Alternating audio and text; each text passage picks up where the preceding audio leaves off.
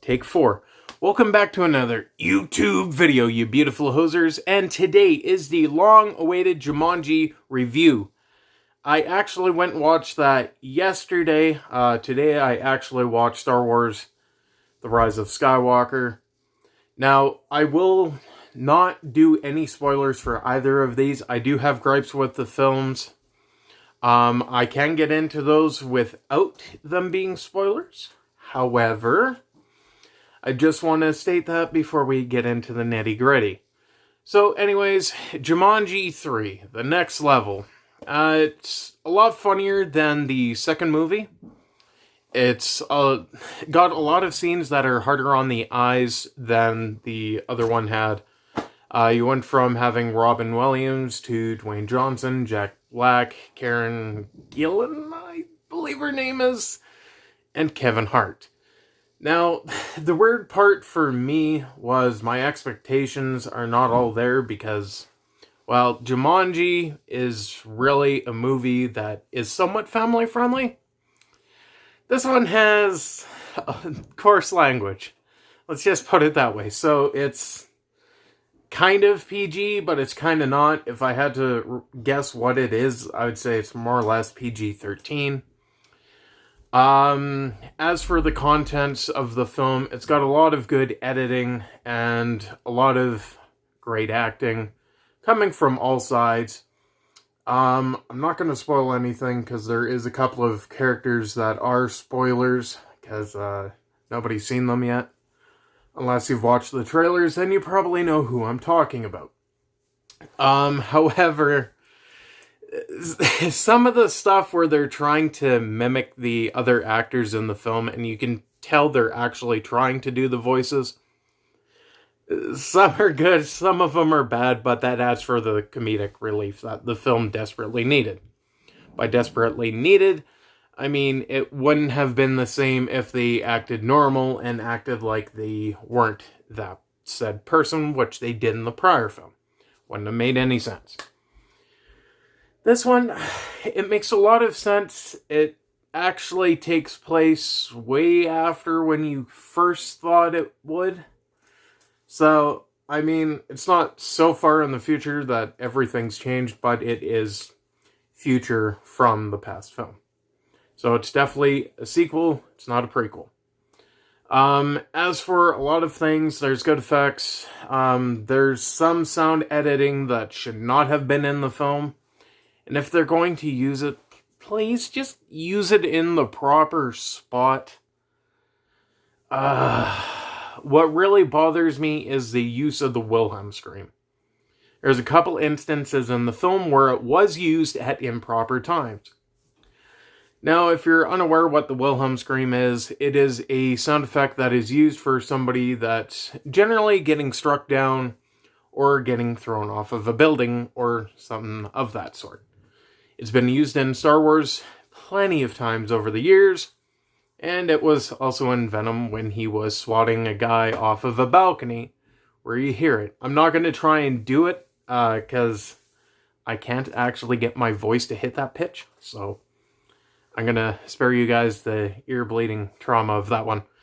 But anyways, it was used a couple of times in the film, and it was used in improper times.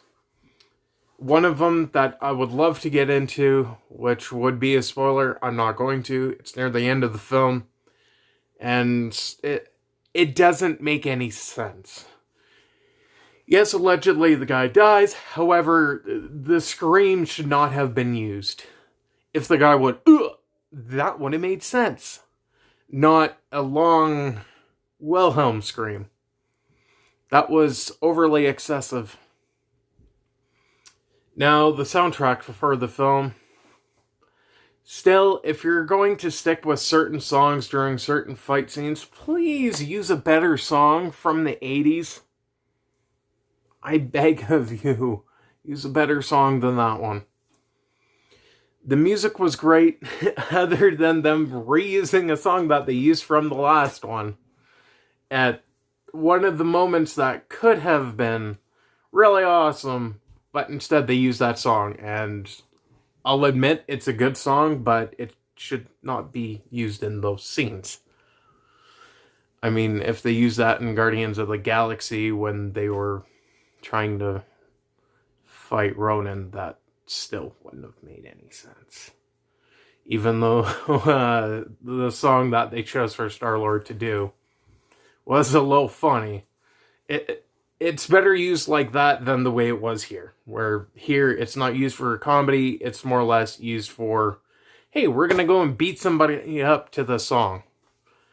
Which, if anybody knows what song I'm talking about, you understand what that song's about. However, on the other hand, there's a lot of things that I did like about the film. I've expressed some of them. I'm not going to go over all of it because, once again, spoilers.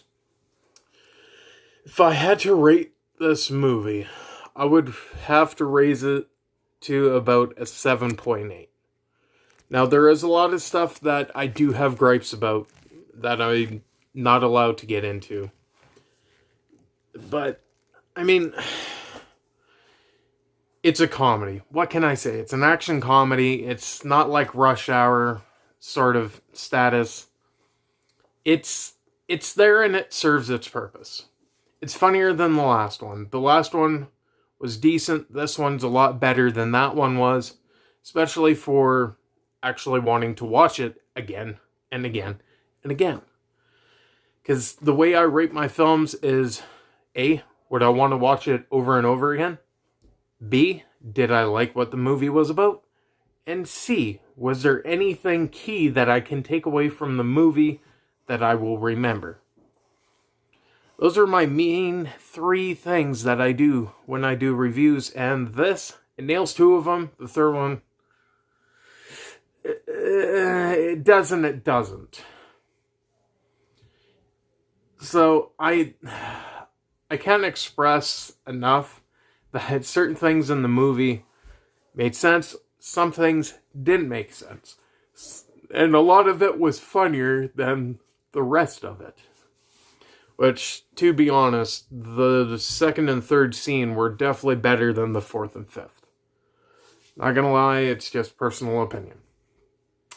But anyways, did you watch this movie? Did you enjoy it? Leave a comment down below what you thought of the movie. And as always, I hope you're having a fantastic end to your 2019. And if you're not, I hope it gets better for you sooner rather than later. Peace out. And we have a review coming on Christmas of Star Wars: The Rise of Skywalker. It will be coming out on Christmas.